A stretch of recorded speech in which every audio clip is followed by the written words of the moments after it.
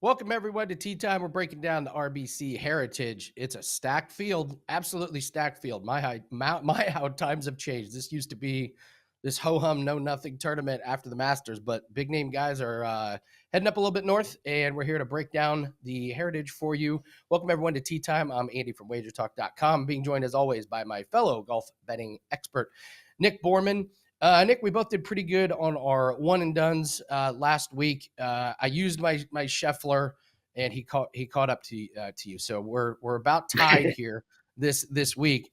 Listen, another loaded field. So I got to ask, who are you going with for our one and done this week? So there were certainly some surprises, I think, for guys that struggled last week, and it was really just one round.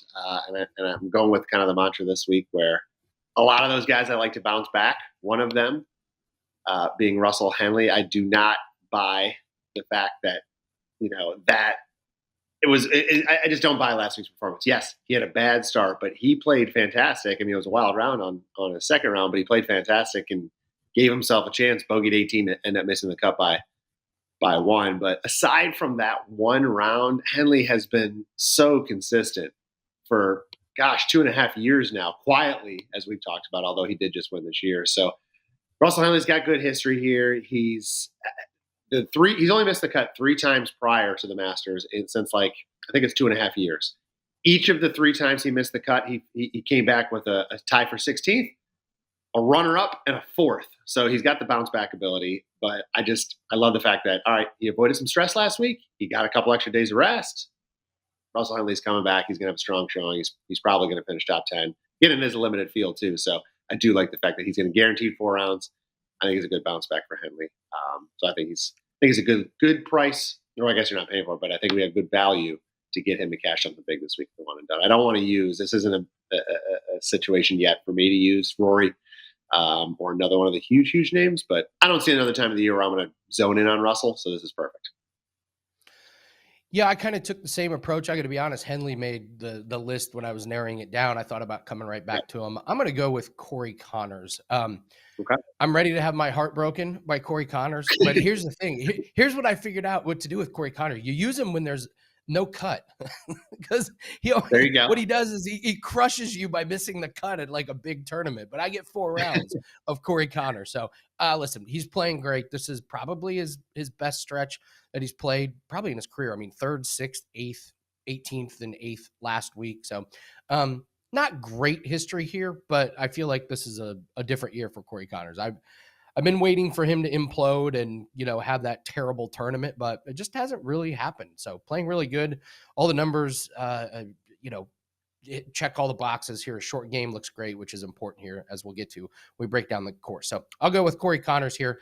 Very interesting. Yeah, neither you and I are using, Morikawa, Scheffler, Hebert, Schauffele, Thomas, Cantlay. So this should be a fun one. So there you go. Russell Henley, Corey Connors are one and dones. All right, if you guys could, hit the like button, leave us a comment. If you haven't subscribed to the channel, no better time to subscribe. We're creeping up on 200,000 subscribers. We really appreciate everybody that's helped us out on this journey. It's been pretty amazing. I remember when I first joined WagerTalk, I think we celebrated like 30,000 and then 40,000 and then 50,000. So very, very cool. Appreciate you guys being with us. So let's try and get to that 200,000 mark. And again, leave us a comment. Comment section was fantastic. Once again, by far the best year on Tea Time for the comment section. You guys are absolutely crushing it. So appreciate you guys.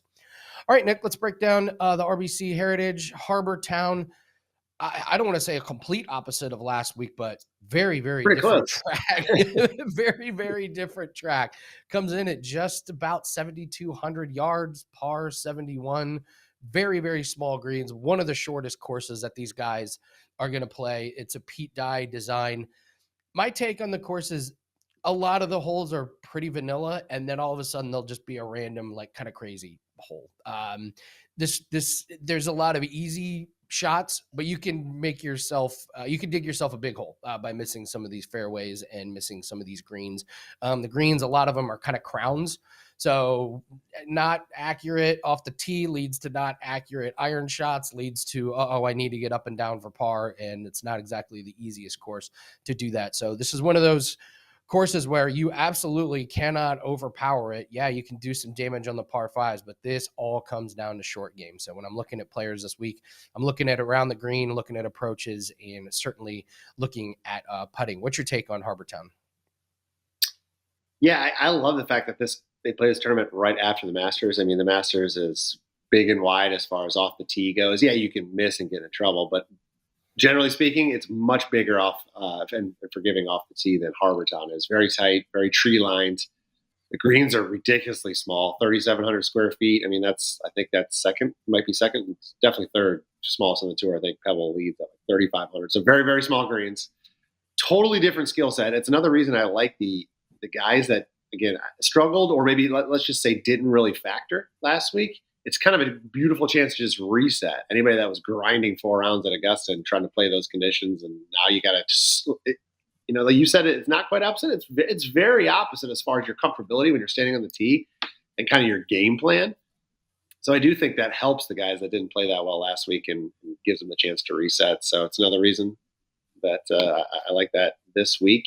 You mentioned, the length is nothing crazy. It's just over 7,200 yards, par 71. Usually the challenge here is the wind. This week, weather looks, ideal. It's pretty much 10 to 15, so it's pretty light all 4 days. Temperatures are steady all 4 days, or low to mid 70s.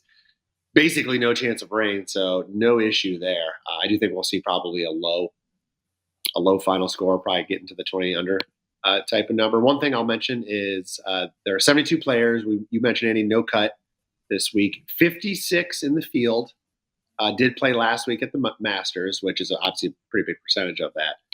Each of the last 4 winners has teed it up the week prior at Augusta too. So I didn't look to see who the 16 people that didn't play last week are, but maybe you want to avoid those because the trend says for some reason they're not going to win. You're better off having played the Masters. Doesn't mean you had to play well. You just had to be there at Augusta. The last 4 winners have done that. So there's one little tidbit I wanted to throw in there, but I think this is going to be a great tournament. I'm kind of excited to watch how much different it's going to play out this week than last week, but nothing surpassed that Masters Sunday. That was epic.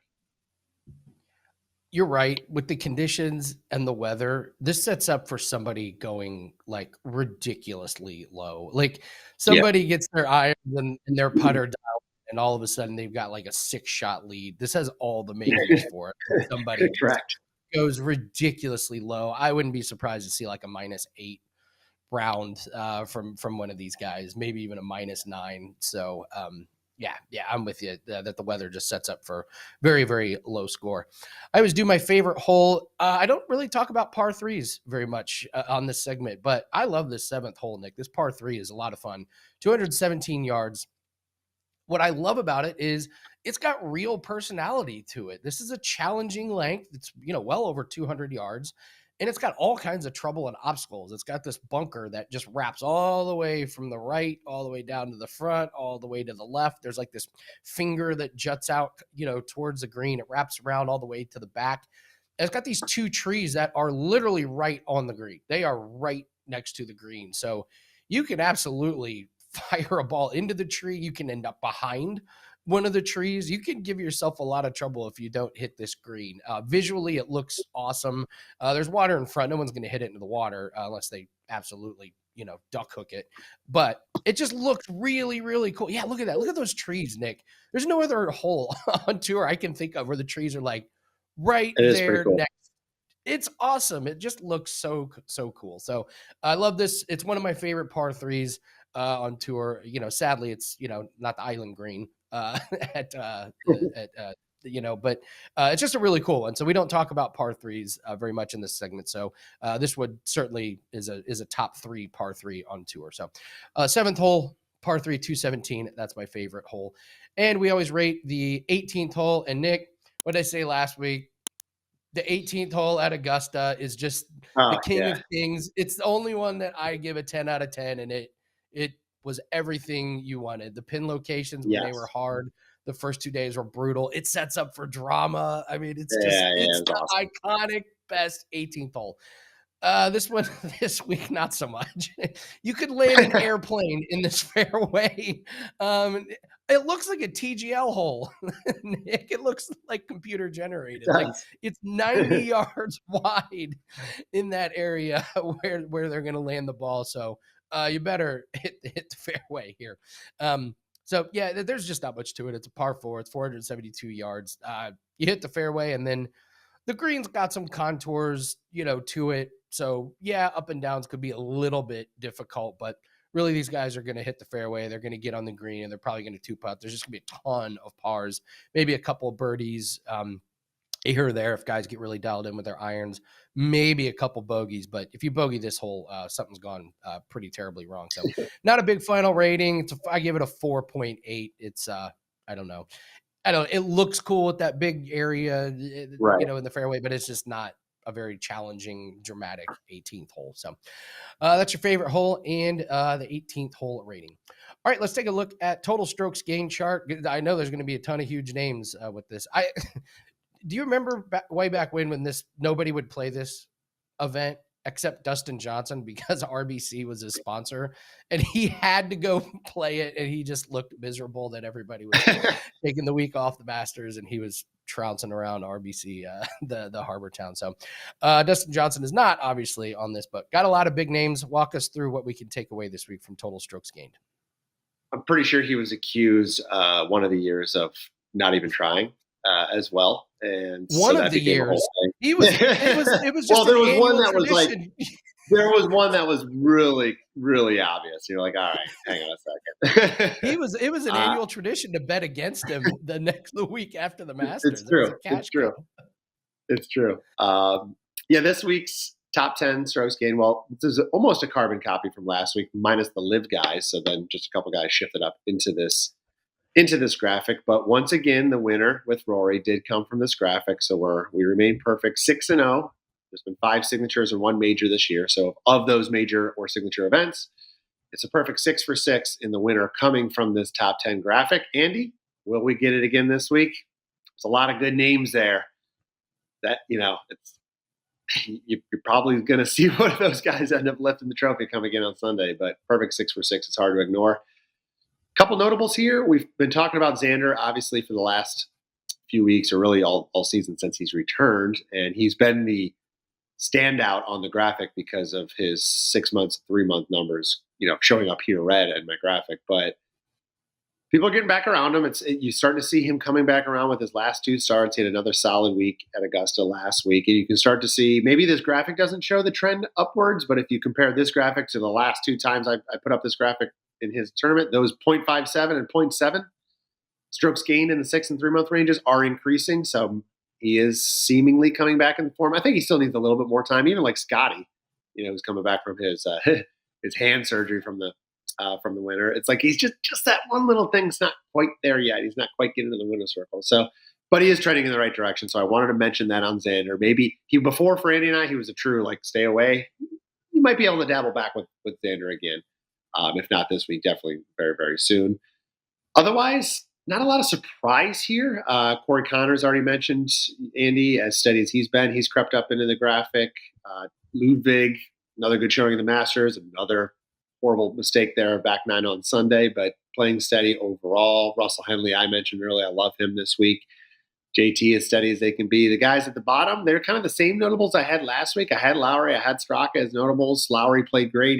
He faded on Sunday with a very, very bad round, but otherwise he was there. Straka, he started the tournament in a tough spot. And then Jason Day. Really haven't been talking much about him, but he's been quietly steady. Augusta's a place he's comfortable. He played well again there last week also. So, and the one guy I'll end with, who I've been either fade or do not touch on this list, that surprised the heck out of me last week, and now I'm not sure what to make of him, is number 10 on this list, and that's Sung Jae. My gosh, was he in bad form, and then all of a sudden, where did he finish top 5? I don't know what to make of that. So I'm not going to touch him this week. We'll see what happens, and I'll just leave it at that. But I think anybody else in this graphic, I'd be okay with you guys getting your money on this week. Yeah, I'm with you with Sung Jae. I have no idea where that came from. Augusta's weird. Like, there are guys that just play good. Like Patrick Reed. He plays better at Augusta than he does on the Live Tour. Like, I don't. It's. Wow. I mean, honestly, it's probably a motivation thing, but Bubba it's Watson just. played great. Yeah. Aubert. Zach I mean, he was Johnson. terrible. His What is form was going on? awful going into it. And he plays really good. Yeah. So, yeah, I'm with you. It's a wait and see for Sungjae. I'm back with Schauffele. I remember before he came back, he said, I need to get reps in for the Masters. So it's kind of like he was like, I'm gearing up for the Masters, top 10 finish. So I think he's probably about as close to 100% as you could be. So the other guy, and you mentioned him, Jason Day. Wow, what a year. It looks great. Top 20 finish at this place last year. He's not a DraftKings darling because he's priced high, but he is definitely in my DraftKings lineup. This guy's really, really good. He's top 10 in total strokes gained. It just he's kind of under the radar a little bit. I don't want to say he's back to, when he was elite, number one player in the world, but he just, when you get down off of that tier of the Scheffler, the Aubert, the Morikawa, he's one that's just consistently in the top 10. So yeah, the best part about Jason Day is you never know what the hell he's going to wear when he comes out. Yes. Ridiculous pants, and he still rocks the visor. You're like, oh, what is he doing? Yeah. He's not going to top Sergio, whatever Sergio was wearing the first round. But all right, that is total strokes gained. All right, let's do some players that can trip you up here. Before we get to that, though, we're running a 7-day special over at WagerTalk for all of our plays. We ran this 7-day special last week. Couldn't have gone any better. Up 25 units the last 7 days. So absolutely crushing it. And we thought, well, why not extend it? If you cashed in on that 7-day pass, you can get another one, or you take some of those profits and get a 30-day pass. We've marked the 30-day pass down 30%. We've also marked a year down 30%. When you get a 7-day pass and you cash in, like you guys did last week, invest some of those profits, extend it out, get 30 days or get a year. But if you're just wanting to look at another 7-day pass, again, 30% discount, WT.buzz/AL. This includes all sports, including our 5% plays. We cashed one in UFC last week that moves our record to 10-1 in 2025 on 5% plays. So this is all sports, all percentages, and we are up 94 units in 2025 across all sports. So we preach that we cash a little bit in a lot of different sports. So that's the way to take advantage, is getting these passes. So 7 days, 30 days, and 365 days. All of them are 30% off. You do not need a promo code. That is over at WT.buzz/AL. Do not miss out on any of these profits, guys. We run these specials for a reason. We take a look at what's running well, and want to offer you guys the best possible product. So 7 days, 30 days, and 365 days, all 30% off. All right, Nick, let's do players that can trip you up. This one really, really could bite me. I'm going to go with Patrick Cantlay. Played here 7 times. He finished top 3 in 5 of them. So I'm playing with fire here. I'm just not going to be betting on him this week. Only 2 top 10 finishes this season. And this is a course that demands great play around the green. And he's minus 0.11 this year. That's 13th worst in this field around the green. That is not going to get it done. All of his other numbers look good, but he needs a top 5 finish to return value this week. And in a loaded field where everybody gets 4 rounds, if those numbers around the green stay the same, I think he might struggle to bust into the top 10. So he is going to have to hit a ton of greens in regulation, which we know he can. He does it here almost every year, but I'm just not liking what I'm seeing from Cantlay around the green. So Patrick Cantlay, I think, may come up a little bit short as far as returning value.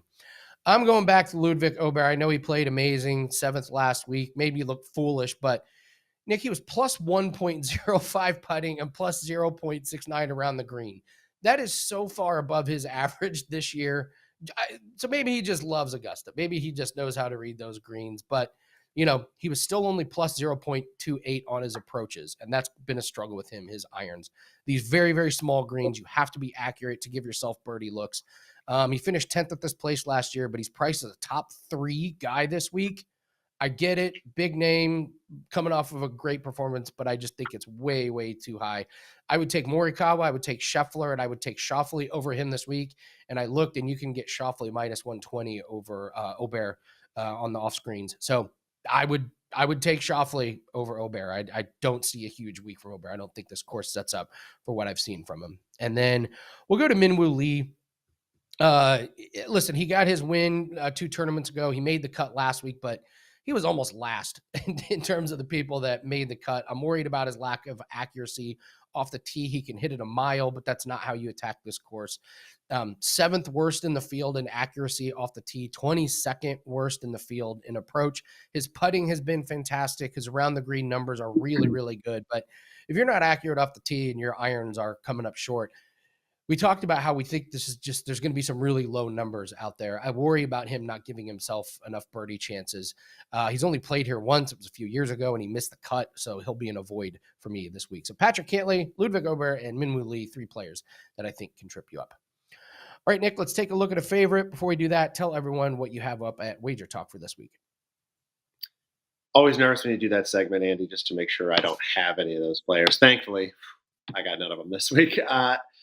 Promo going on right now is twofold. MLS season pass continues to be on sale for $3.99 through the MLS Cup Final. Going for 7 straight winning seasons, off to another profitable start this year, up over 7 units. So hoping to continue that run through the rest of this year. And then, of course, we have the BOGO end of European soccer season promo going on. It's basically buy 1 month, get 1 free. Now at this point, there's about 7 weeks left of the season. It ends with the Champions League final on May 31st. So that's $99 every soccer play. And we throw an MLS in that package as well from now until May 31st for $99. So that's available on the page at WagerTalk.com right now as well. Love it. All right. Your favorite. I used him last week. Yeah, he was okay. It's about what we expected, but you expect a nice week from him this week. I think we've both written off Fleetwood this year. I think I when I touched him earlier this year, I'm like, I don't know why we keep doing this. He's never going to win. He's just annoying. That's probably going to be the case again this week with Tommy Fleetwood. But again, I go back to the idea that, you know, who got out of Augusta either without the stress of going through all 4 rounds, like in contention. You know, it takes a lot on you. I'm not surprised Rory wasn't playing. Actually, he wasn't committed to play even before the tournament. But like, to be able to bounce back from that emotionally is tough. And to not have to deal with that, like playing Augusta National is tough as it is. It's a very difficult course. It demands you to be mentally focused all the way through. But if you can take out that extra part where you're in the thick of the race, you finished tied for 21, which is respectable, as you said, Andy. But did we see a shot from Tommy Fleetwood over the weekend? I don't remember him being talked about or looked at or whatever. So there was no stress there. And then before that, the flukiest, if that's a word, finish I've ever seen from Tommy Fleetwood, which was the tie for 62nd at the Valero Texas Open. We were both like, you know, all right, time to back off Tommy for a little bit. But let's forget about that. He had a 81 on Sunday at the Valero Texas Open. He was 1 under going into that final round, inside the top 20 before that blowout. And then even if you look at Augusta, he had 3 great solid days. He had 1 bad round, which was only a 75, not horrible considering other guys, you know, had much bigger rounds there on Saturday. So if he just shoots even on that day, so he shot +3. I mean, he's inside the top 10. So he's still consistent. I'm not ready to take anybody that had a bad round or a bad hole and just throw them out the window because of that. Because sometimes finishes are more than just, you know, Ludwig Aubert, as you mentioned. I mean, you look at he finished 7th. The guy was tied for the lead with 2 or 3 holes to go. So the final result doesn't always tell the full story. And I think that's the case here with Fleetwood. And then we've talked about it before. You know, aside from that tie for 62nd, that snapped a run of 15 straight finishes of 22nd or better. And again, he got right back into that here at the Masters. So I'm not ready to write anything off for Tommy Fleetwood and how consistent he's been. And again, this course, as we mentioned, we keep talking about accuracy, plays up to Fleetwood's strengths. I like him here. I think he'll bounce back. I wouldn't even call it a bounce back. I think he'll just do his thing. He'll play steady. He'll be somewhere in that top 10 come Sunday, and hopefully a little closer with a chance to win. But 33-1 outright, +260 top 10, about even money, +105 for top 20. Any of those 3 ways are good to get money on this week. I like that top 20 at that even like +105. Yeah. That seems doable for him in this field. He's done it 2 out of the last 3 years. So I'm with you. I like, listen, and he's kind of one of those guys that's really perfect for DFS because he's normally not going to kill you. Like he's probably like, okay, he's going to get you a decent amount of points. He's safe. He is who he is. By the way, I had to tell you something. One of my favorite things is how, like, every 2 years, every 4 years, like, we all become Olympics experts. Like all of a sudden I know how to Right. judge gymnastics every 4 years, or I know ice skating judging every 4 years. And I love at the Masters every year when people that are in national sports media who don't watch golf watch the Masters, and I love their reactions after. My favorite take was on a monster podcast. He'll go unnamed. He was like, yeah, and Rory walked off the green and there was Lowry there, and like there was Fleetwood there. It was like, wow, these guys are friends. It's like, yeah. Do you know the whole story with Lowry and McIlroy playing junior golf together and nothing?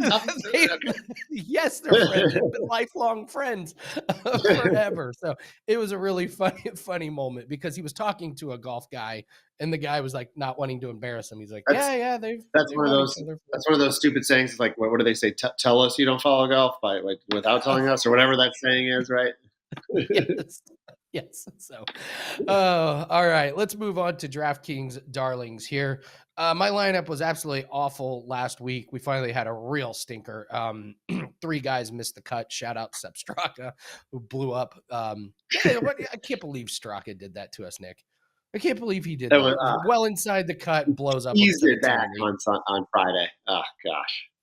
Yeah, that was brutal. I think you and I both had him over Dustin Johnson. Johnson's outside the cut. Straka's well within, and then just it's so bad. His second shot on we just YouTube texted each other vomit images.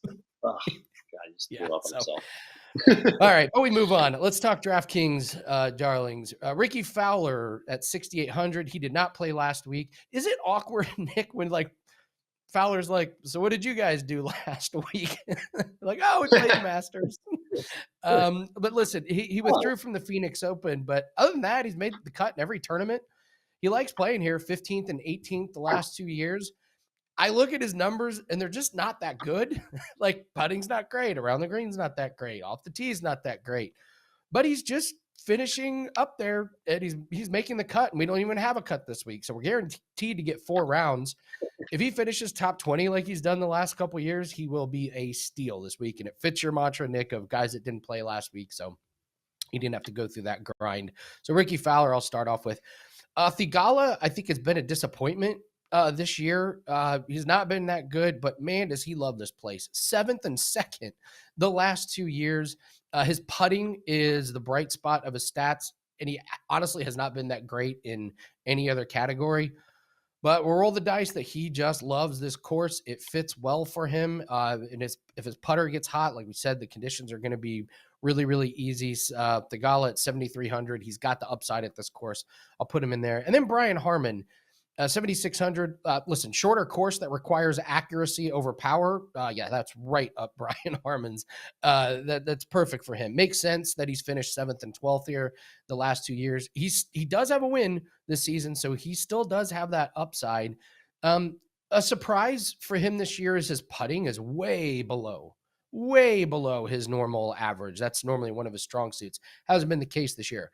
But he loves this place. Maybe he gets the putter going and delivers a solid finish. So Ricky Fowler, Thigala, and Harman are my DraftKings darlings. I'll go ahead and do my entire lineup here because I mentioned Jason Day. The other guy I want to mention who's been absolutely fantastic value in DFS is Daniel Berger. And he's only 8,300. Nick Berger may be, I don't want to say back to where he was when he was contending for wins, but look at these guys finish this year: 21st, 30th, 20th, 15th, 25th, 12th, 2nd. Daniel Berger playing really, really well. So I mentioned Jason Day earlier, and then I'm using Colin Morikawa as my big name. So that's my full DraftKings lineup. And as always, free digital download article is up at wt.buzz/AL. Same place you can get that 7-day, 30-day, and 365-day discount. Free download. You can see all the write-ups for the players that can trip you up, DraftKings Darlings, and more. Andy, right, Nick, yes. Is it just me, or do you get Daniel Berger and Sam Burns just like confused all the time? Obviously, they don't look alike. I just feel like their careers have followed the same trajectory of like, and then every time I bet on, I'm like, wait, did I bet on Berger last week or was it Burns? And either way, they always screw me, and I just never remember who's who, and I get them confused as far as my own betting goes. It's not that I don't know who they are. I just can't keep them straight in that regard. No, but I always mess up which Sam is Arnold Palmer's grandson. There you that's go. what Ryder? I always, yes, it is Ryder, but I I had a always question. mix it up. If I hear the word Sam, I'm like, oh, that's Arnold Palmer's grandson. It's like not every person named Sam is Arnold Palmer's grandson. That's that. So that's what I miss up. All right, Nick, let's dig a little bit deeper down the leaderboard. Let's talk about a worthy long shot. We've already mentioned him on this show. Who are you going with? Uh, uh, yeah, it's funny that this is my worthy long shot. He's actually only Fleetwood was my favorite at 33-1. Straka is my long shot at 45-1. Listen, I try to get to like 50-1 or longer for this segment, but in a no cut field, there's so many guys right in this range, and you start to get past that, you're really starting to stretch. So I think this is kind of where you have to be if you're going for a long shot this week. But Straka, yeah, I mentioned Russell. This is like the key. This is like for me the week of redemption, right? I got Russell Henley, I got Tommy Fleetwood, I got Seth Straka, I got everybody that wasn't in the mix, didn't play well, had one bad day recently. Or at Augusta, it's like this is it. This is their week. They're coming back. They don't care about any of that. Straka's extra rested, no stress. We both lost on that matchup, so sure, I feel a little something here, but it was just one ugly round. It was 78 on Thursday. He bounced back on Friday. He was 5 under, +1 for the tournament through 16 holes, finishes bogey, triple bogey to miss the cut and lose that matchup. But listen, the Masters can do that to you. I'm willing to put it behind me. Prior to that, Straka, 8 top 15 finishes and 11 starts. 2 of those misses were still top 30s. So it's not like he was way off when he did miss the top 20 or top 15.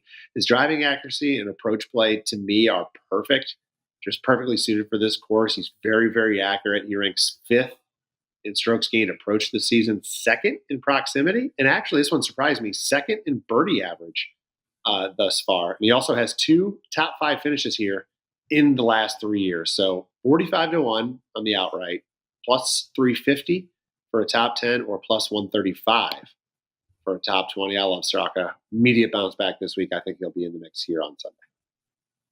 Love it. Tommy Fleetwood and Sepp Straka. Listen, in all seriousness, we're, ragging on Straka, but you're right. Sometimes the best value is when they play bad, and man, he has to be just steaming mad. You know what else happens? I mean, we've done this long enough. You know this already, but golf has to be one of the most reaction. I don't know how to say it in the right tense here, but like the market overreacts to one tournament so quickly. And you'll see that in these odds. And all right, he had one bad week. Otherwise, this guy was steady as they go. And I just love the fact that we're getting him at 45-1 here. He should probably be in the 35-1 range. So I think it's pretty solid value on Sepp. And that's what I always look for, is like, if you've been playing great and you have a bad week, now's the time to jump on it. Vice versa. You've been playing poor and you have a good week, maybe you should get off that guy. And always bet Scottie when he's wearing the jumpsuit.